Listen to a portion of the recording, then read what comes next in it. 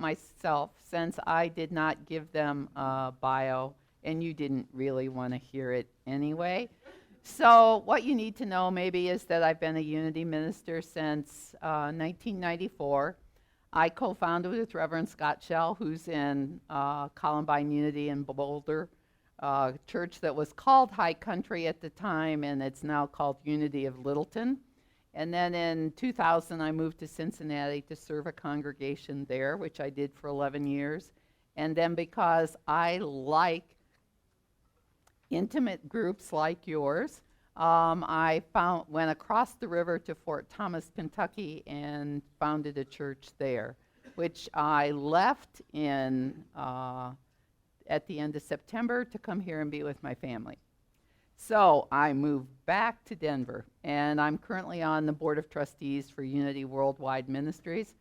And the good part about that is it means that in 2 weeks I'll be in Florida. I know you're so sad to think I have to go to Florida, but in 2 weeks I'll be at Florida at the annual board meetings that we have down there and winter meetings. So that's me. I'm part of Unity, have been part of Unity for a very long time, and can't imagine a different spiritual community. So do you wonder about Unity sometimes? How'd y'all get in the door of Unity? Why do you come back? What is it about Unity that's different from all the other congregations? You know, we sing a lot of songs that are inspiring. They're very inspirational. And yet, do you know that inspiration without perspiration is useless? What's the perspiration? You have to do the work. The fifth principle of Unity is that it's not enough to know the truth. You have to live the truth that you know. Now, the truth is, it doesn't matter if this is the very first time you ever walked into a Unity church, because you know truth. All you have to do is check inside. All you have to do is notice, is this true? And when you know it's true, and when you actually then begin to live that truth, that's when your life changes, like the song that you sang. You can come to church every Sunday for your entire life and not have any of it work if you simply have arrived to be inspired. You know, I know Reverend David is just awesome, and I know he inspires you every single week. But being inspired isn't enough. Now, the good news is there's no downside to not practicing the truth, except in your own life. When your life is not turning out the way you want it to be, and that doesn't mean that every little bad thing that ever happens in your life, you've done something wrong. Get over that thought. But there's a trend to my life, and there's a trend to your life. And if you're not enjoying the trend that your life is going in, if you're not Unity, you would say, somebody else made me do it. If you're not Unity, you might even say, the devil made me do it. If you're not Unity, it would be your boss's fault. It would be your family's fault. It would be your spouse's fault. It would be somebody out here's fault. The pesky and the really wonderful thing about Unity is that our lives are a mirror. And when we want to change our life, we get to look at whatever's going on in our life. And when we're looking at what's going on in our life, we then get to reflect. This is not about getting out a cat of nine tails and beating yourself. Oh my God, my life is screwed up. I can't possibly, I must be a horrible person. Don't go there. But notice how your life would be different if. If what? You know, I love that we sang this morning, wherever we are, God is. Now, is that because there's some giant alien being who's following us and hovering over us and making our life work? Do you have a giant alien being with you at all times? You get to talk to me, you know. Don't just look at me like deer in the headlights. I will come right up to you and I'll talk to you, and I would expect you to talk back to me. You know why I expect you to talk back to me? Because you have as much truth in you as I do. You know when something's true. And so when you're checking it out, you have to notice. So wherever you are, God is. Prayer for protection. We say it every single Sunday in Unity. Sometimes we say it for people that we love and care about, because we're pretty worried that whatever they're doing might not be the very best for them. So we're knowing God's with them. How's that work if it's not this alien presence? How does it work? Okay. We're all a piece of. We're all a part of God. Is that part of your consciousness 24/7? That you are the, not a, the divine spark of God present in this place and in this moment. Present in this place and in this moment on Wednesday night when you're listening to great music, on Friday night when you're in a bar, on Saturday night when you're making love to your partner. Wherever you are, God is, because you are there. You're God, 24/7. Now, you're not all there is of God. Rumi has a great quote here. Thank you. Rumi has a great quote that I would like to share with you. I have pieces of paper. I carry them around. It makes me feel good. Where's my Rumi quote? You aren't just a drop of the ocean. You know, we frequently talk about God as the whole ocean, and I'm an individualized drop of God. I bet you've heard that. I'll bet you David has said that. But listen to what Rumi follows that quote with, part with. You are the mighty ocean in one drop. So everything that God is in you.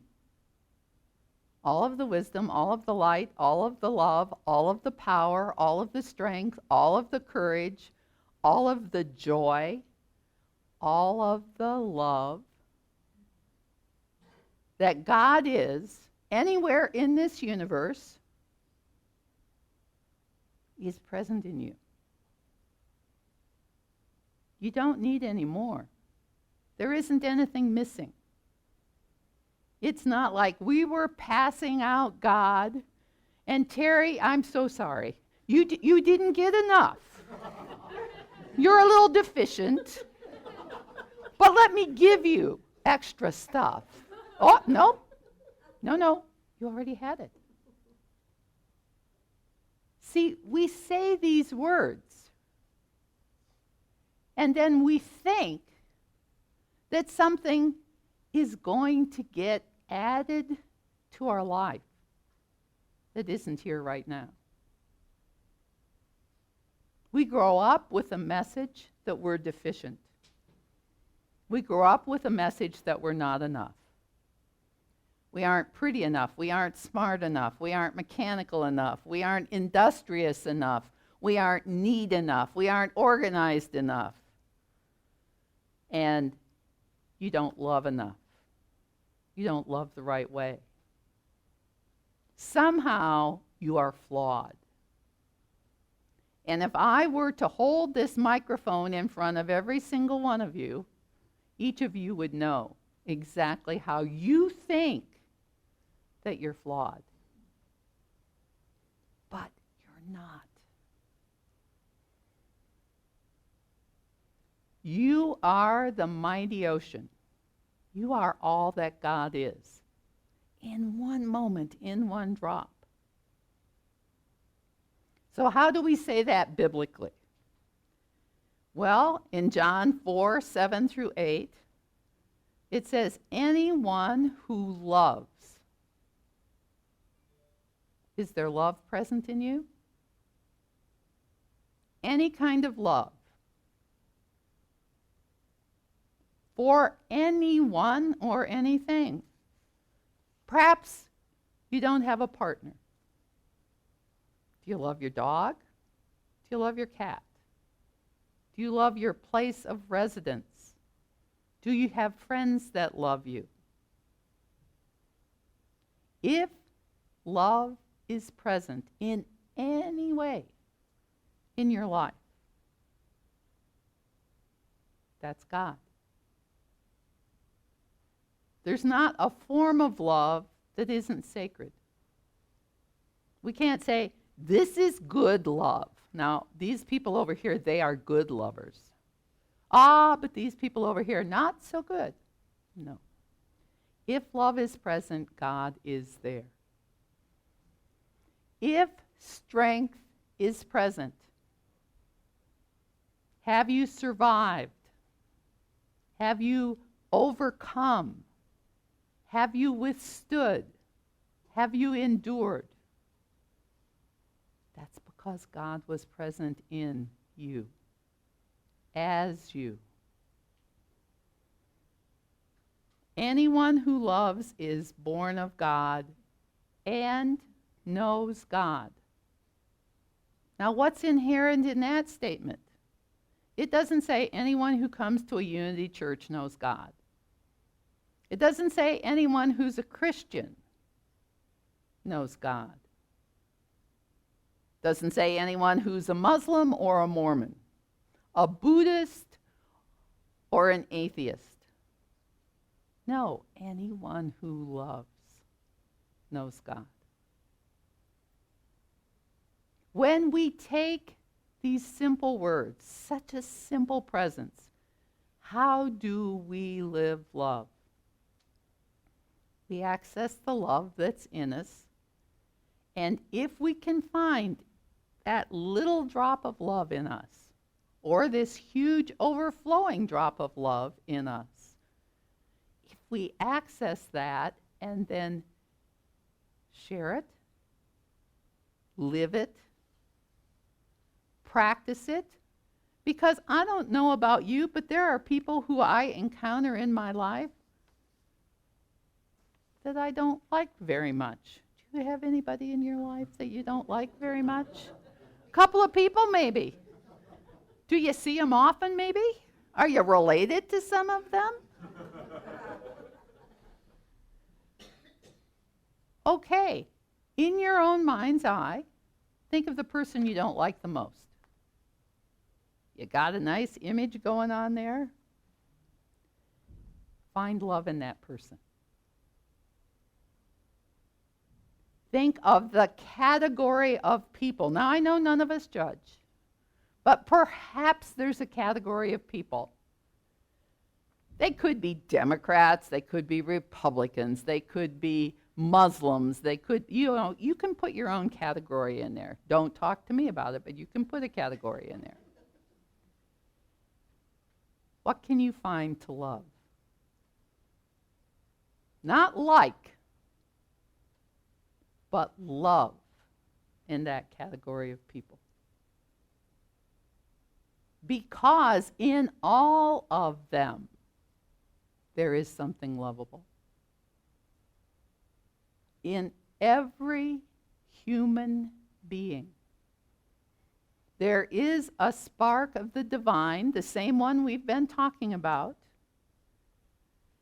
And if you can't like anything about that person, the love that's in you, just like a magnet, can be attracted to the love that's in that person. The most obnoxious,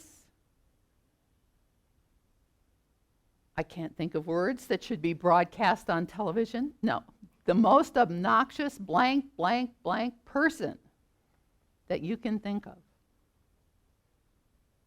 The serial killer has a drop of love in them. And when you can allow yourself to relate not to the exterior, not to what this individual or these individuals have done. You don't have to love what somebody does. But when we relate to them as an aspect of the divine, in that moment, that love expands and grows.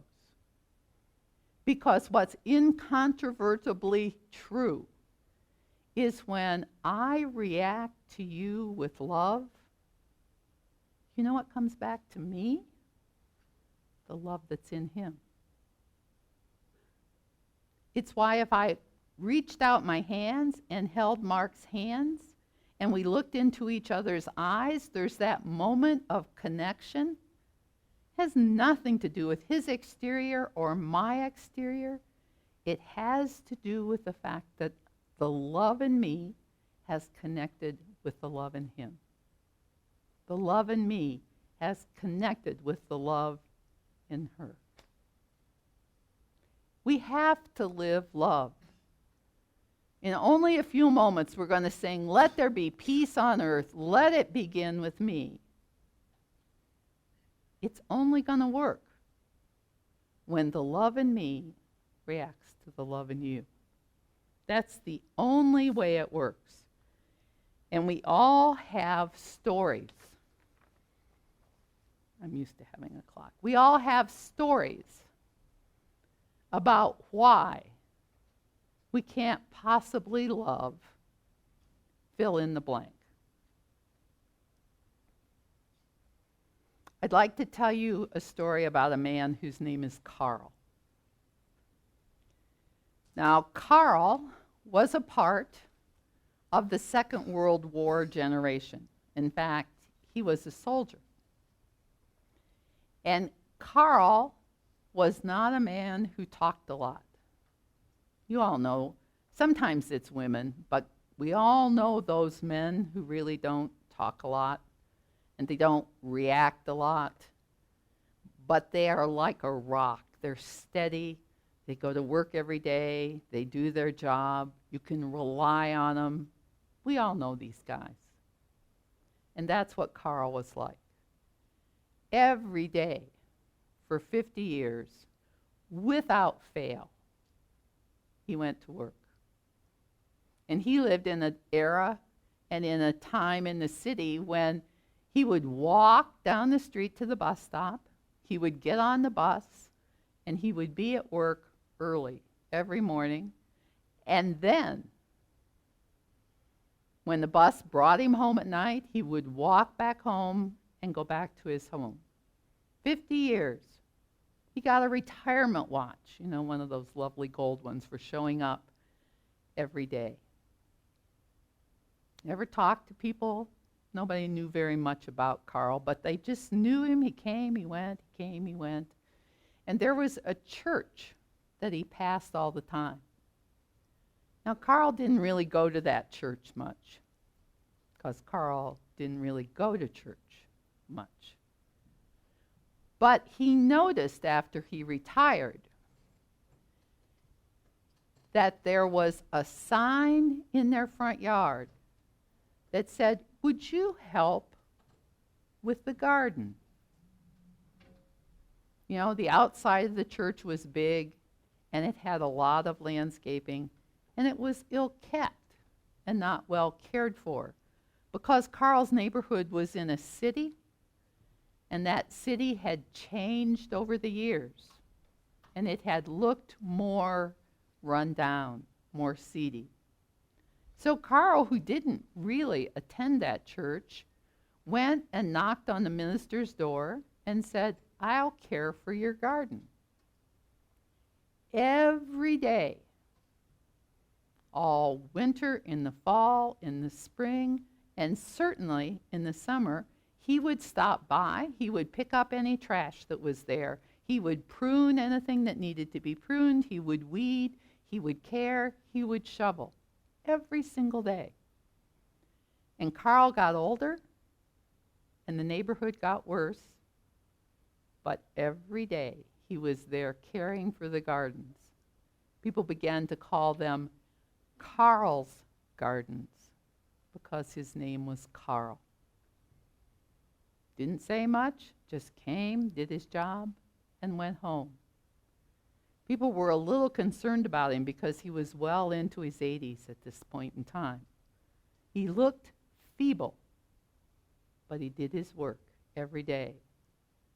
Well, one day, what everyone feared, notice about the thoughts you hold in your mind, but when everyone feared, what everyone feared happened. A bunch of young men who you might call delinquents, you might call hoodlums, you might call bullies, pick your own term, came up to Carl in the garden while he was watering, and it was summertime, and it was dry, and they said, "Oh man, give us your wallet." Carl said, "Would you like a drink of water from my hose?" They simply pushed him over. The hose wiggled and flew all over, soaking Carl. They took his wallet. They took his retirement watch, and they laughed and went off down the street. Carl tried to get up, but he had a bad leg, and he had fallen on that leg, and he couldn't quite get himself shifted around to get up, and all this happened in a mere matter of moments. And so when it happened, the minister was looking out of his office window, and he went running out, but not in time to stop it. But he was there to help Carl to his feet. Asked him if he was okay. Carl said, "Yes, I'm fine," and continued to pick up the hose and water the garden. The minister was amazed. No muss, no fuss. Even though he had just been robbed, Carl simply finished his job. A couple weeks later, the same guys came back again. Carl saw them coming, simply stood up and watched them come. They said, "Oh man, why are you still here?" He says, "The garden needs tending. It's a dry summer and I'm here to water." So they grabbed the hose away from him, sprayed him all over with the cold water, and went off again. Again, the minister came out, said, "Carl, are you okay? Are you sure that you want to be doing this?" Carl said, "I'm fine," and went on watering the garden. In a few weeks, the tallest and the loudest of the young men came back to Carl's garden by himself. Carl saw him coming. He simply stood there and held his hose. The young man came up to him and said, "Here, old man," and he handed him a paper bag. Carl took the bag. When he opened the bag, inside was his watch, his wallet, with all of his money inside, with his credit cards, with a picture of his long dead wife. He put it into his pocket, put the watch on, said, "Thank you, young man. Why did you bring this back to me?" The young man said, "Because you didn't react. You didn't yell at us. You didn't hate us. You simply stood, fell, and took what we did to you. No one has ever treated us with that much respect. And so I felt awful that we stole from you. And I felt worse the second time we came back. It bothered me so much I couldn't sleep at night. So I brought your things back. Here they are." Carl said, "Thank you," and the young man walked off. That winter, just before Christmas, Carl died. They had a funeral. They talked about the good he had done for the church. There was a tall young man present at that funeral with all of the old people. The minister talked about Carl's garden. The minister talked about who will care for Carl's garden now that Carl's gone. A couple of days after Carl's funeral, the minister had a knock on his door. The young man came in and he said, "I will care for Carl's garden," which he did faithfully. After a few years, he came again and knocked on the minister's door and said, "I can no longer care for Carl's garden."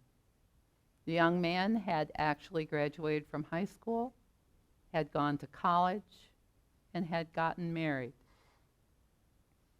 What the young man said to the minister was, "You see, my wife and I have had a baby boy, and I no longer have enough time to care for Carl's garden the way it should be cared for." The minister said, "Congratulations. What did you have, a boy or a girl?" He said, "A boy." He said, "What did you name him?" He said, "Carl." How do you live love? How do you move into a place where every interaction, even the painful, hard ones, are met with the love that is inside of you? Let's move into the stillness.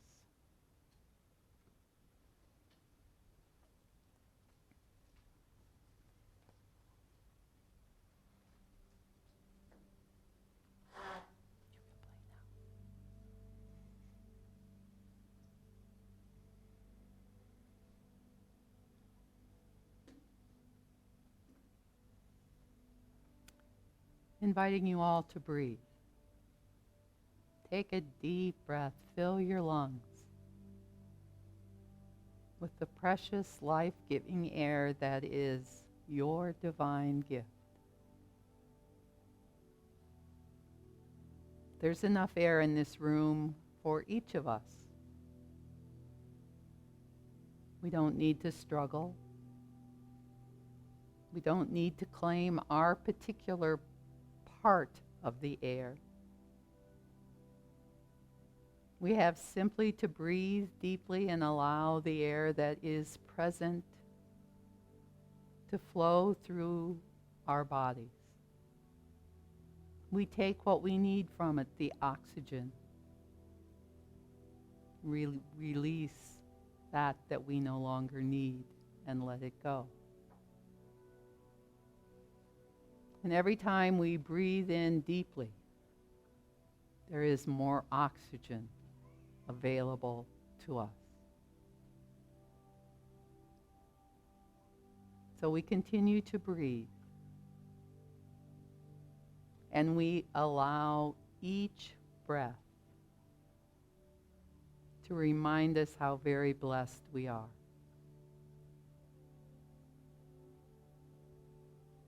We are present. We are alive. And we are filled with the divine love that God is. That we are.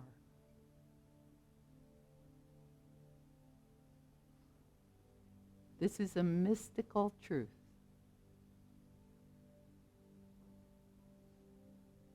It's not a secret. Everyone has access to this information. Everyone who has ears can hear this truth.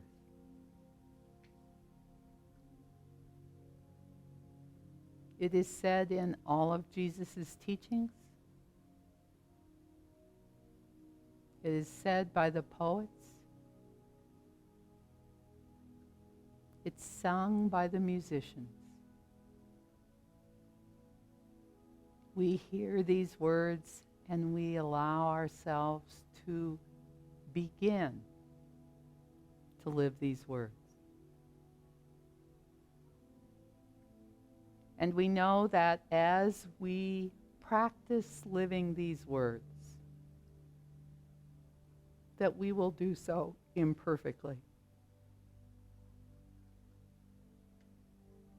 And yet, with each breath, we have a chance to begin again.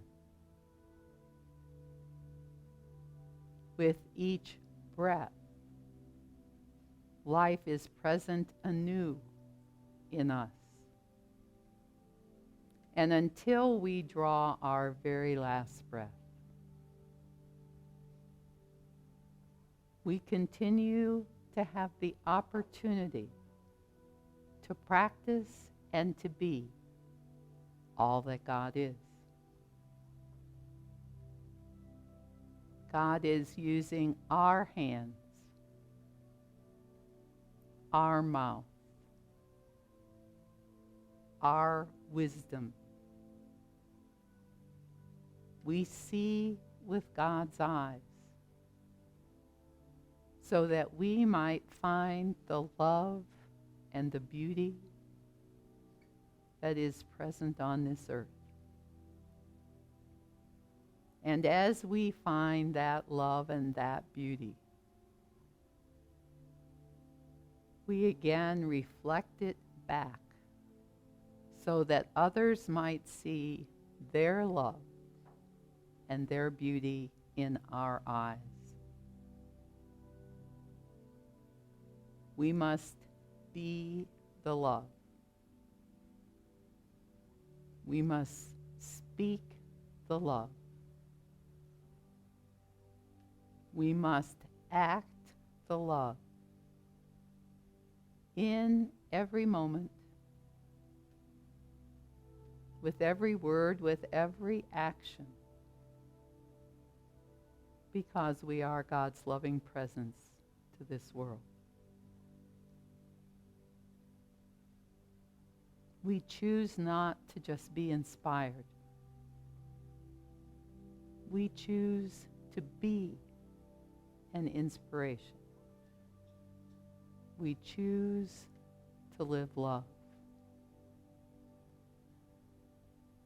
And so as we take a deep breath, we move into the stillness to simply notice how we may begin practicing love in our lives in the stillness.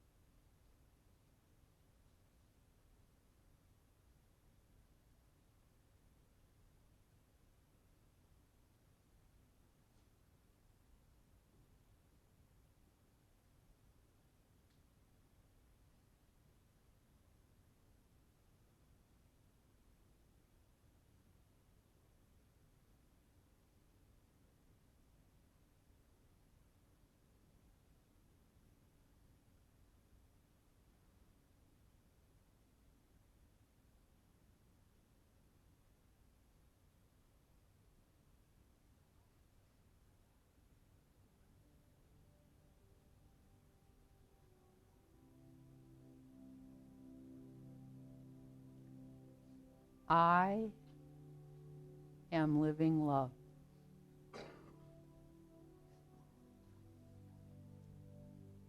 You are living love.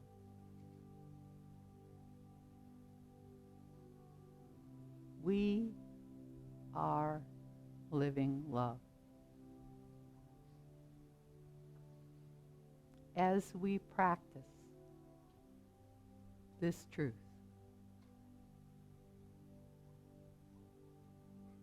as we live this truth, together we will change the world. We will transform not all of those who we think should be transformed, but we will transform ourselves. And we will become living models of what it is to be the love. We will become the examples that Jesus taught us to be. Not because of rules, not because of our judgment, but because we are taking a simple truth that we all know and we're practicing it. Daily we practice this truth. Daily we live this truth. And daily we praise, we sing, and we joyously move to being living, loving versions of Alleluia lived in this room, lived in this world. So breathing together, we move into the Alleluia. Please join in singing it together.